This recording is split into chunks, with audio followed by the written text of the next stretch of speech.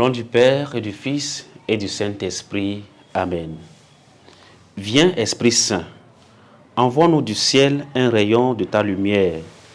Viens, Père des pauvres, viens, toi qui donnes les dons, viens, lumière des cœurs. Parfait consolateur, d'eau haute de l'âme, très doux soulagement. Dans la fatigue, le repos, dans la chaleur, un abri, dans les pleurs, un réconfort.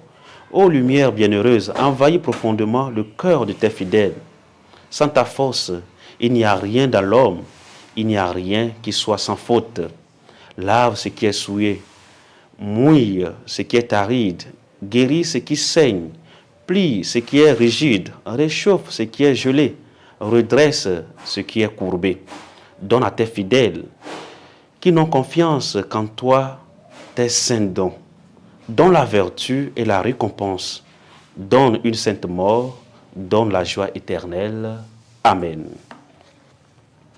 Évangile de Jésus-Christ selon saint Jean. En ce temps-là, de nouveau, des Juifs prirent des pierres pour lapider Jésus. Celui-ci reprit la parole. J'ai multiplié sous vos yeux les œuvres bonnes qui viennent du Père. Pour laquelle de ces œuvres voulez-vous me lapider? Ils lui répondirent, ce n'est pas pour une œuvre bonne que nous voulons te lapider, mais c'est pour un blasphème. Tu n'es qu'un homme et tu te fais Dieu. Jésus leur répliqua, n'est-il pas écrit dans votre loi, j'ai dit, vous êtes des dieux? Elle les appelle donc des dieux, ceux à qui la parole de Dieu s'adressait. Et l'écriture ne peut pas être abolie. Or, celui que le Père a consacré et envoyé dans le monde, vous lui dites, tu blasphèmes, parce que j'ai dit, je suis le Fils de Dieu. Si je ne fais pas les œuvres de mon Père, continuez à ne pas me croire. Mais si je les fais, même si vous ne me croyez pas, croyez les œuvres. Ainsi vous connaîtrez et de plus en plus que le Père est en moi et moi dans le Père. Eux cherchaient de nouveau à l'arrêter, mais il s'échappa à leurs mains. Il repartit de l'autre côté du Jourdain, à l'endroit où au début Jean baptisait, et il y demeura. Beaucoup vinrent à lui en déclarant, Jean n'a pas accompli de signe, mais tout ce que Jean a dit de celui-ci était vrai. Et là, beaucoup crurent en lui. Acclamons la parole de Dieu. Louange à toi, Seigneur Jésus. Chers frères et sœurs, loué soit Jésus-Christ.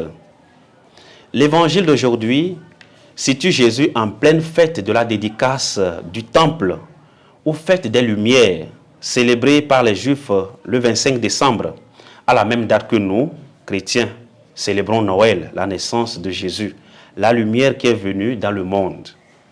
La naissance de Jésus, la lumière qui est venue dans le monde. C'est dans ce contexte festif que l'évangéliste présente la dernière confrontation de Jésus avec ses compatriotes. Ceux qui le rejettent ne font pas partie de son troupeau, mais ceux qui l'accueillent sont ses brebis. L'évangéliste enchaîne 3 phrases qui insistent sur la joie eschatologique que tout disciple éprouve du fait de son union avec le bon pasteur. Jésus leur donne la vie éternelle. Elles ne périront pas pour toujours et personne ne les arrachera de sa main. Cette certitude du salut eschatologique culmine au verset 29. Personne ne peut les arracher de la main du Père. Dans Jean chapitre 5, verset 17 et suivant, les adversaires de Jésus, l'ayant entendu appeler Dieu Père, se faisaient donc le garde de Dieu, ont essayé de le tuer. Dans l'évangile de ce jour, ils ont l'intention de faire de même, mais Jésus les arrête et les invite à réfléchir en leur montrant ses nombreuses bonnes œuvres. J'ai multiplié sous vos yeux les œuvres bonnes qui viennent du Père. Pour laquelle de ces œuvres voulez-vous me lapider? le Père est en moi et moi dans le Père. Chers frères et sœurs, pour ces adversaires, prétendre avoir Dieu pour Père, c'est-à-dire se considérer comme fils de Dieu, constitue un blasphème. Tous les liens de communication étant rompus, les adversaires de Jésus recourent à la violence. Ils veulent le saisir, mais leurs mains sont incapables de le saisir. Jésus leur échappe et s'éloigne d'eux.